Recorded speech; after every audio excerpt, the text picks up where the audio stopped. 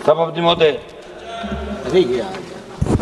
सबसे पहले तो मैं आपको धन्यवाद दूंगा कि आपने अनुदान की अनुपूरक मांगों पर बोलने का मुझे समय दिया। सभापति महोदय, मीडिया के माध्यम से सुनते हैं कि सरकार ने जो भी घोषणाएं, जहाँ चुनाव होते हैं जिन राज्यों के अंदर, वहाँ अतिरिक्त बजट की घोषणा भी होती है, लेकिन दुर्भाग्य से 2014-19-24 के अंदर राजस्थान ने आपकी सरकार बनने में महत्वपूर्ण भूमिका निभाई। उस राजस्थान को कुछ भी नहीं मिल रहा है सिवाय जुमलों के। विशेष राज्य का दर्जा देने की हम लोग लगातार मांग कर रहे हैं और हम ऐसे प्रांत से आते हैं जहां आप पुराने किस्से कहानी भी सुनोगे कि किस तरह लोग 20-25 किलोमीटर तक सर पे किस तरह तालाबों से पानी लेके आते थे। वो परिस्थिति अभी राजस्थान से देखी। सबसे मेरा आग्रह है कि आप लोग विशेष रूप से जब वित्त मंत्री जवाब दे तो इन बातों का ध्यान रखें। देश के नागरिक 2 जून की रोटी को तरस रहे हैं और ये स्थिति तब है जब सरकार कई जन कल्याणकारी योजनाओं से गरीबों को लाभान्वित करने की बात करती है। विशेषज्ञों का यह भी कहना है कि विगत 5 वर्षों में गरीबों की स्थिति यथास्थिति के अंदर है। आप सत्ता पक्षी लोग विपक्ष पर आरोप लगे जिम्मेदारी से बचना चाहते हैं, मगर ये देश समझता है कि मोदी जी का तीसरा कार्यकाल, ऐसे में पहले कार्यकाल में तो आपने विपक्ष पर आरोप लगा दिए, लेकिन फर्स्ट, सेकंड, थर्ड अब लोग कुछ काम आपसे चाहते हैं। देश का जवान आपसे काम चाहता है, देश का किसान चाहता है, देश का प्रत्येक वर्ग मोदी जी जो घोषणाएं करो धरातल पे कैसे हो, ये देश का जनता चाहती।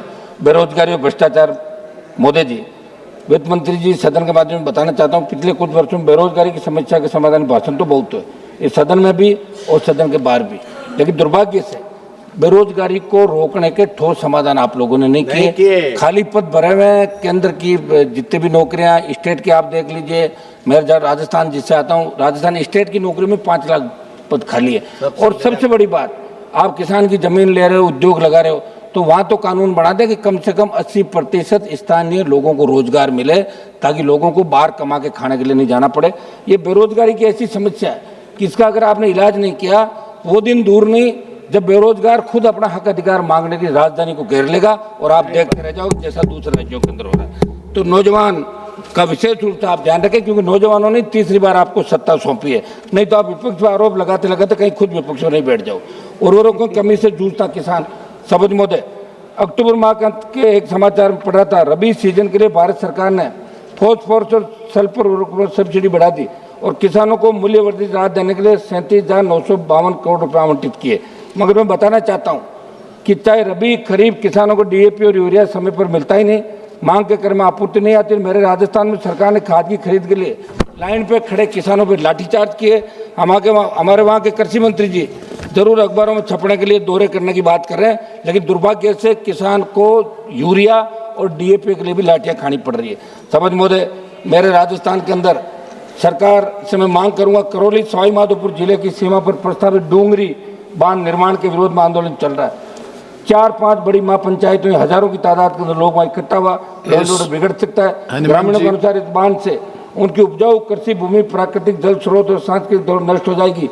साथ ही रणथंभौर टाइगर रिजर्व और कैला देवी वन्य जीव अभियान का 22 से 37 वर्ग किलोमीटर हिस्सा भी डूब क्षेत्र में आ सकता है, जिससे पर्यावरण को गंभीर नुकसान होगा। साथ ही पहले चरण में छिंतर गाँव के लगभग 50,000 दलित, आदिवासी, मीना, गुर्जर और किसान परिवारों के विस्थापन का भी खतरा है। सरकार इस पर पुनर्विचार करे। सभापति महोदय, मैं एक मिनट सभापति महोदय, समाप्त। हम वो लोग हैं जो कोरम को पूरा रखते हैं लास्ट तक। आप इस तरह नहीं करें, 1-2 मिनट एक्स्ट्रा देर। आप खुद सिंगल मेंबर पार्टी से आते हैं, आप 15 मिनट बोले समय। सभापति महोदय, एमएसपी को कानूनी दायरे में लाकर किसानों की कर्ज माफी की बात तो मैं कर रहा हूँ कि किसान का संपूर्ण कर्जा माफ करे, एमएसपी खरीदो। आपने राइडर हटा दिया, पहले 25 क्विंटल खरीदते थे, अब 40 कर दिया, लेकिन टोकन जो है वो आपके नहीं हो रहे। और मैं राजस्थान का एक आंकड़ा बताऊंगा जिसमें 2,81,350 मेट्रिक टन मूंग में 42,000 मेट्रिक टन मूंगफली का अनुमानित उत्पादन हुआ। आप कहते हैं कि एमएसपी 25% जीन्स खरीदते हैं, लेकिन 10% आप कंक्लूडिंग रिमार्क्स एक सेंटेंस से कंक्लूड करो ना। थोड़ा महंगाई को नियंत्रण करें साहब। तेल गैस किस तरह बढ़ रही है, किसानों के जो खनन पट्टे उनके खातेदारी के अंदर दिए जाए। पान मेथी जो नागौर के अंदर हो रही है उसको जीआई टैग दिया जाए। मैं पीयूष गोयल जी से मिला था, उन्होंने आश्वासन दिया कि पान मेथी को जीआई टैग मिले जिससे किसानों का फायदा हो। चंद्रशेखर ये वापसी के जो मामले हो रहे हैं वित्त मंत्री जी, यहाँ स्टेट की जो डीएलसी है वो बहुत कम है और बाजार मूल्य जमीन का 25 लाख और आप दे रहे हो डीएलसी से 5 गुना। मेरे वहाँ 35,000 डीएलसी है, 20,000 डीएलसी से 1 लाख मिलेगा। धन्यवाद, मेरी धन्यवाद। एक मिनट समाप्त तो करना था, समाप्त करो ना आप एक सेकंड में ये बोल देता हूँ सर, ये लास्ट चंद्रशेखर जी, प्लीज। एक सेकंड सर, समाप्त करने दो सर, मैं मांग करूंगा। हनुमान बेनीवाल जी नहीं समाप्त करेगा। आप चंद्रशेखर जी। धन्यवाद सभापति जी। सदन के सभी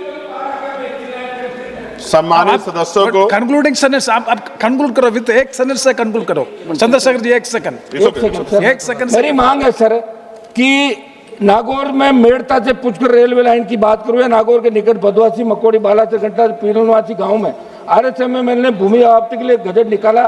किसानों की मंशा के खिलाफ ऐसे सैकड़ों उदाहरण मिल जाएंगे। लॉ एंड ऑर्डर बिगड़ सकता है। एथेनॉल फैक्ट्री के टाइम भी लाठीचार्ज हुआ है। बोलिए चलिए आप, ये ठीक नहीं है। ये मेरी मांग है कि आप थोड़ा सा सुधार करें। चंद्रशेखर जी। धन्यवाद सभापति जी।